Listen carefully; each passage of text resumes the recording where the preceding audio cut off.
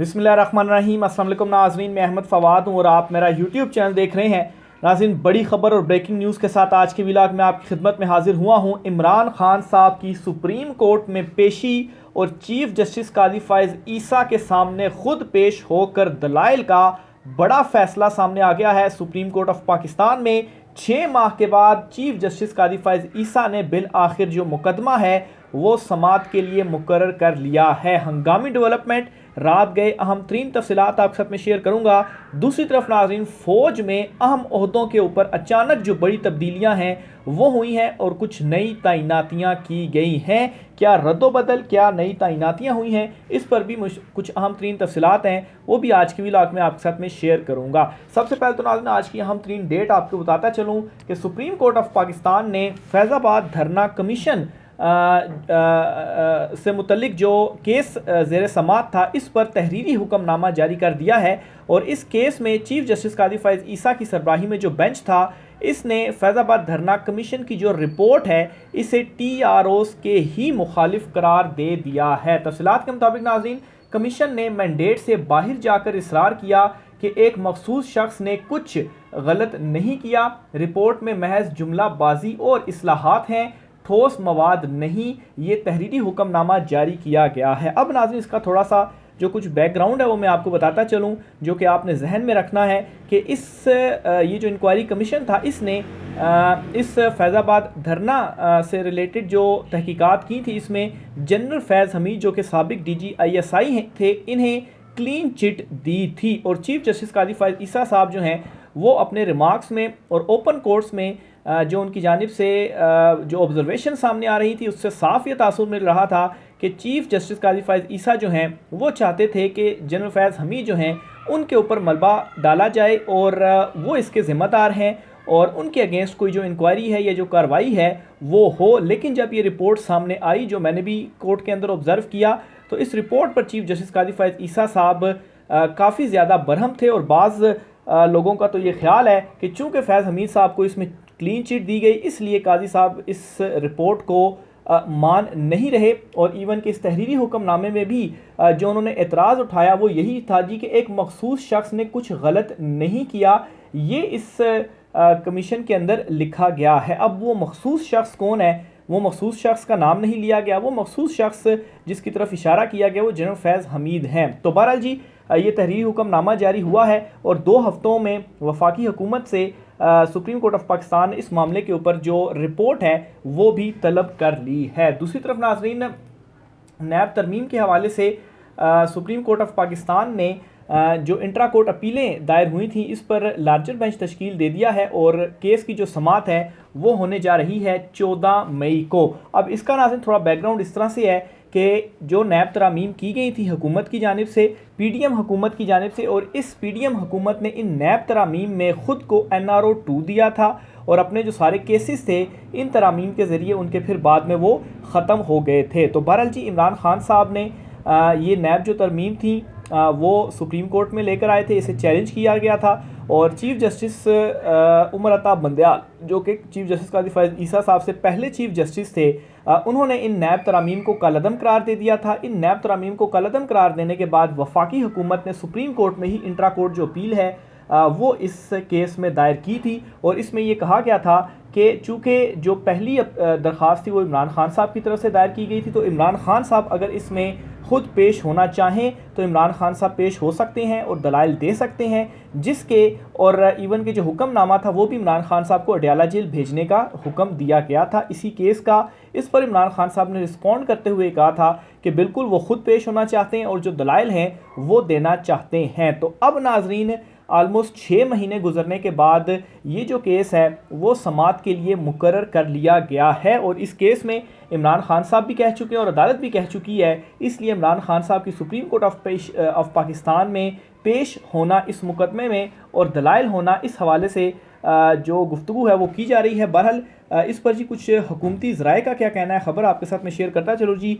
सबीउल हसन साहब है, उन्होंने ये ट्वीट करते हुए लिखा है जी कि हुकूमती ज़राए ने कहा है कि इमरान खान को सिक्योरिटी के संगीन ख़तरात लाहक हैं, लिहाजा नैब तरमीम केस में इमरान खान को अदालत पेश नहीं किया जा सकता। वाज़ेह रहे इमरान खान ने नैब तरमीम केस में बहसीत फ़रीक चीफ जस्टिस कादी फ़ाइज़ ईसा की सरबराही में बेंच के रूबरू पेश होने की के ख्वाहिशमंद हैं। बहरहाल हुकूमत जो है वो कहती है कि सिक्योरिटी मसाइल की वजह से पेश नहीं किया जा सकता इमरान खान साहब को, लेकिन ऑनलाइन या वीडियो लिंक के ज़रिए इमरान खान साहब की जो पेशी है वो हो सकती है और वो अपनी आर्गूमेंट्स दे सकते हैं। यानी कि अब वीडियो लिंक के ज़रिए इस तरह से होता है कि अगर इस्लामाबाद में चीफ जस्टिस साहब बैठे हों और केसेस की समाअत करें, तो कोई वकील अगर लाहौर में या कराची में है तो वो वीडियो लिंक के ज़रिए अपने जो दलाइल है वो देता है। तो ये फैसिलिटी काफ़ी टाइम से है सुप्रीम कोर्ट ऑफ पाकिस्तान में, और आम रूटीन में ये जो फैसिलिटी है इसको प्रैक्टिस भी किया जाता है। तो अगर इमरान खान साहब ऑनलाइन वीडियो लिंक के ज़रिए इसमें पेश होने की इजाज़त मिल जाए तो इमरान खान साहब वीडियो लिंक के ज़रिए पेश होकर जो दलाइल हैं वो इसमें दे सकते हैं। बहरहाल जी,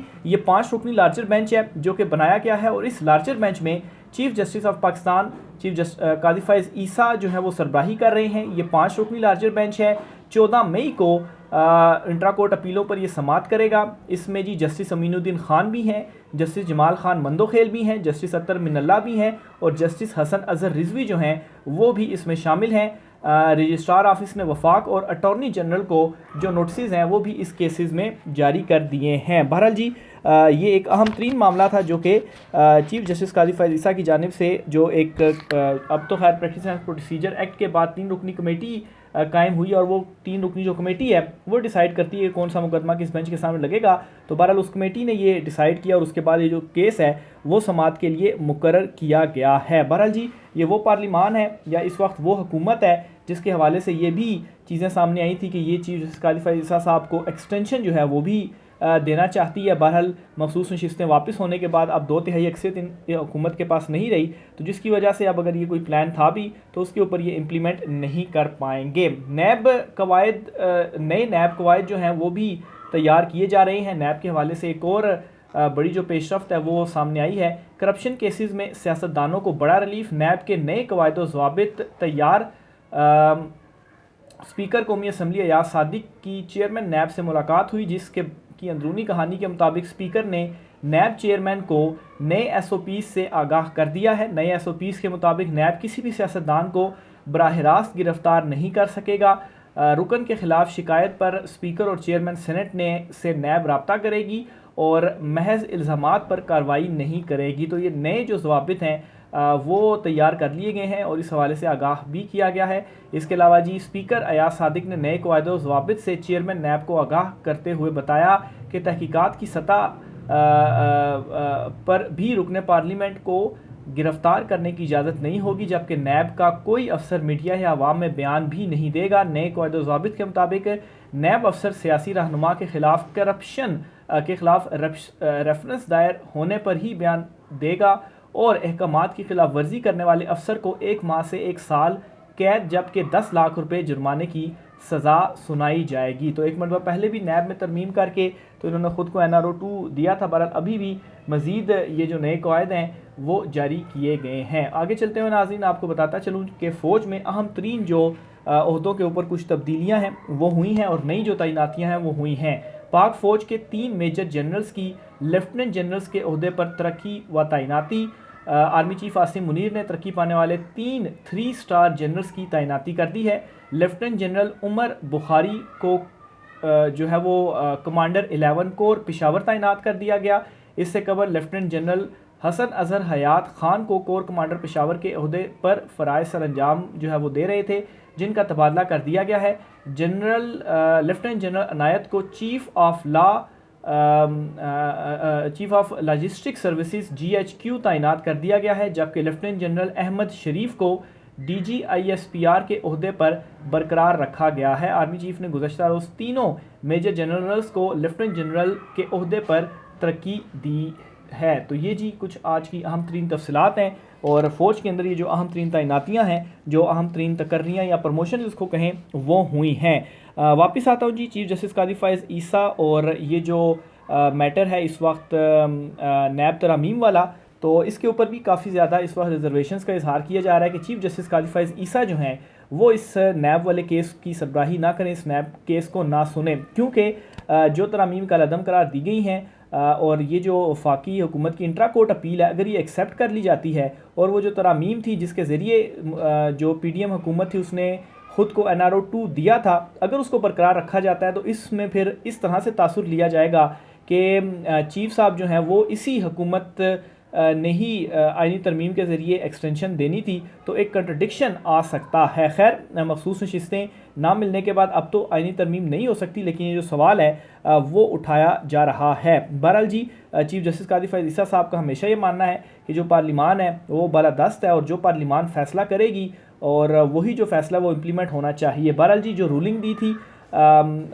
उस वक्त के डिप्टी स्पीकर कासिम सूरी की जानिब से और जो अदम एतमाद की तहरीक इमरान खान साहब के अगेंस्ट मुस्तरद की गई थी, तो वो भी तो पार्लिमान का ही फ़ैसला था, वो भी तो पार्लिमान ने ही फ़ैसला किया था और वो तमाम तर चीज़ें फिर बाद में सामने आती भी रहीं। इमरान खान साहब के अगेंस्ट ही जो साइफ़र और उन चीज़ों को बुनियाद बनाते हुए जो मुकदमे कायम किए गए, उन मुकदमों का क्या हुआ, उनमें से भी कुछ नहीं निकल पा रहा। बस धड़ाधड़ सज़ाएँ आप देते रहें, तो सज़ाएँ तो फिर आप जिस भी मर्ज़ी केस में देते रहें, अगर आपने नीयत ही सिर्फ सज़ाओं की है, लेकिन उन केसेस में ऐसा कुछ भी नहीं है और आगे चलकर जो जो चीज़ें खुल रही हैं तो ये सब कुछ मालूम पड़ता जा रहा है।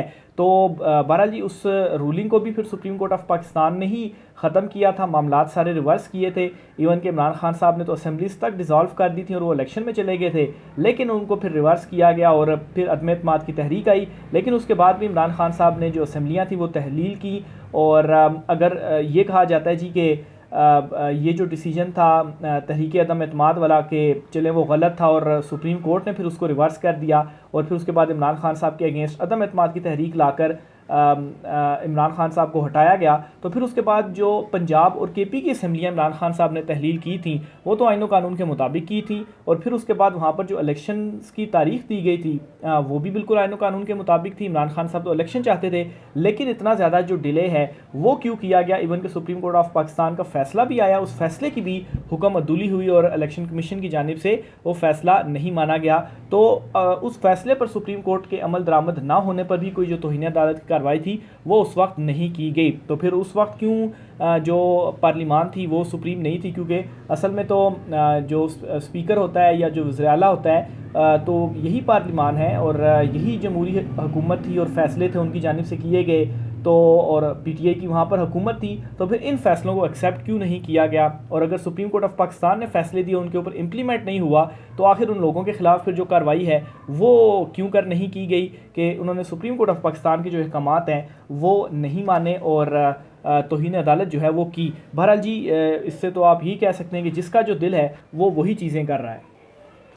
वज़ीर आला केपी अली अमीन गंडापुर और गवर्नर केपी फैसल करीम कुंडी के दरमियान लफ्सी जो जंग है वो शिद्दत इख्तियार कर गई है और दोनों की जानिब से एक दूसरे को जो धमकियाँ वो दी गई हैं। वज़ीर आला केपी के गवर्नर हाउस बंद करने की धमकी के जवाब में फैसल करीम कुंडी ने कहा कि मैं एक आइनी ओहदे पर मौजूद हूँ, मुझे गवर्नर हाउस का तहफ़्फ़ुज़ करना आता है। अली अमीन गंडापुर ने गवर्नर हाउस पर चढ़ दौड़ने की बात की, वो इसकी रिहर्सल कल करना चाहें तो मैं तैयार हूँ। बहरहाल उन्होंने इस तरह से नहीं कहा था कि वो जो है वो गवर्नर हाउस के ऊपर चढ़ दौड़ेंगे। उन्होंने ये कहा था कि अगर गवर्नर राज लगाया गया और एक जमहूरी हुकूमत है उसके अगेंस्ट ये एक्शन लिया गया तो फिर वो उसके रद्द अमल के तौर पर ये करेंगे। उन्होंने ऐसा नहीं कहा था जी कि वो बस बग़ैर किसी रीज़न के चढ़ दौड़ेंगे गवर्नर हाउस के ऊपर। बहरहाल जी, उन्होंने मज़ीद कहा कि इस्लामाबाद में इसको भागने के लिए एक्सप्रेस वे मिल गई थी, मगर मैं इनको यहाँ सड़कों पर घसीटूँगा।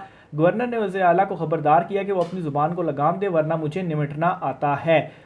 फिर इसी तरह से जी, आइंदा जो ज़ुबान इस्तेमाल की जाएगी वैसे ही जवाब दूंगा और जैसा मुंह होगा इस पर वैसा ही थप्पड़ पड़ेगा।